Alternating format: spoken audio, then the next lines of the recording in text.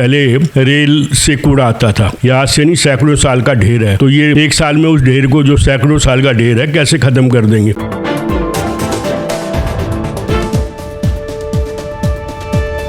आखिर कब तक चलेगा ये औरंगजेब का मुद्दा? क्या कांग्रेस औरंगजेब का साथ दे रही है? अगर नहीं तो क्यों नहीं उठा रही है कांग्रेस आवाज? वीएचपी के औरंगजेब मुद्दे की प्रदर्शन दंगल में तब्दील हो गई। बीजेपी और वीएचपी के द्वारा इस घटना को किसी साजिश का आरोप लगाया गया और साथ ही साथ विदेशी ताकतों का मेल भी बताया जा रहा है। बिहार चुनाव और जेडीयू के मामले में साथ साथ इन सभी मामलों में आज कांग्रेस नेता पूर्व प्रत्याशी मानगत राम से बातचीत की गयी। कांग्रेस पार्टी का जो सोच है वो सेकुलर है सोच, हमेशा सब जितनी भी धर्म है सबको साथ लेकर चलना चाहती है और चल रही है।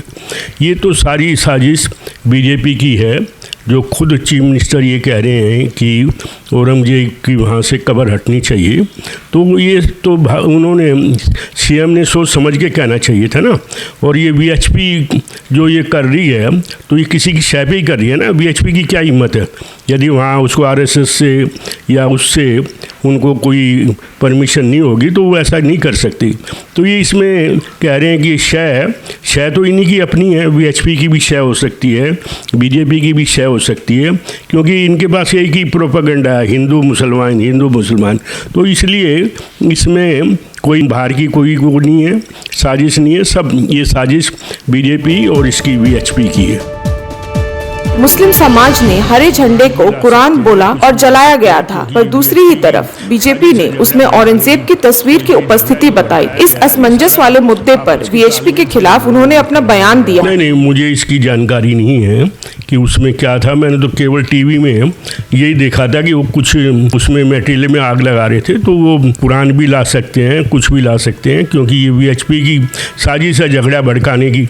और ये झगड़ा जो भड़काया गया है ये सारा आपस की तालमेल से करा गया है। कोई ऐसा नहीं है कि कोई दूसरे धर्म के लोग या कोई बाहर के लोग ऐसी साजिश कर सकते हैं।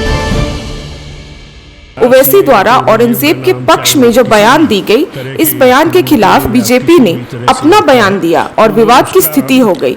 इस बात पर उन्होंने काफी सरलता से औरंगजेब के मुद्दे को इतिहास बताते हुए इस विवाद को बेबुनियाद बताया। देखिए, ये इतिहास बन गया है अब, चाहे वो क्रूर शासक कैसा भी था। अब जो इतिहास को तो ये ख़त्म नहीं कर सकते। जो इतिहास में औरंगजेब का नाम, चाहे वो किसी भी तरह के क्रूर के या किसी भी तरह से आता है, तो वो उसका जो इतिहास में नाम लिखा गया वो तो हट नहीं सकता।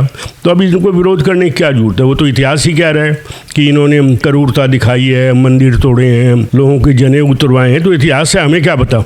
हमें भी तो इतिहास से ही पढ़ने को मिल रहा है ना। हम कोई देखने थोड़ी गए थे आज से पहले कि औरंगजेब ने क्या किया।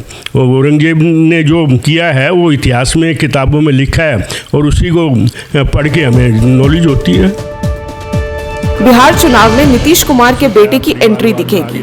इस बात को उन्होंने कांग्रेस के लिए उतना अहम न समझकर बयान देने से किया इनकार। देखिए, ये बीजेपी और नीतीश कुमार का मैटर है। बीजेपी हमेशा परिवारवाद की बात करती है, तो वो देखे कि नीतीश का जो बेटा आ रहा है उससे क्या परिवारवाद आगे बढ़ेगा, क्या बढ़ेगा। ये कांग्रेस से का इससे कोई लेना देना नहीं है। कांग्रेस तो हमेशा ही कहती आ रही है कि बीजेपी में भी परिवारवाद है। आज जितने बड़े बड़े लीडर हैं सबके बेटे आज लीडर बने हुए हैं। तो ये कांग्रेस का कोई मैटर नहीं है, ये बीजेपी और नीतीश जी का मैटर है। वो आपस में समझें कि भाई वो क्या चाह रहे हैं, आगे में परिवारवाद को लाना चाह रहे हैं, नहीं लाना चाह रहे। तो इससे कांग्रेस का कोई वास्ता नहीं है। तेजस्वी यादव ने बिहार चुनाव में कांग्रेस गठबंधन के बारे में विचार किया। ये फैसला उन्होंने हाई कमांड पर छोड़ा और इस बात पर चर्चा करने से किया इनकार। देखिए, ये तो हाई कमांड का मैटर है, ये मेरा मैटर नहीं है कि वो क्या करते हैं, गठबंधन करते हैं, अलग से लड़ते हैं। ये मेरा इससे कोई वास्ता नहीं है। देखिए, यमुना कैसे साफ होगी? जब तक नालों का पानी नहीं बंद किया जाएगा यमुना में जाने के लिए, तो ये यमुना कभी भी साफ नहीं हो सकता। चाहे 50 साल इसमें लगे रहें, यमुना नहीं साफ हो सकती जब तक जो हमारी पॉलिसी थी, शीला जी की पॉलिसी, कि जितने भी नाले हैं उनको हम बंद करेंगे।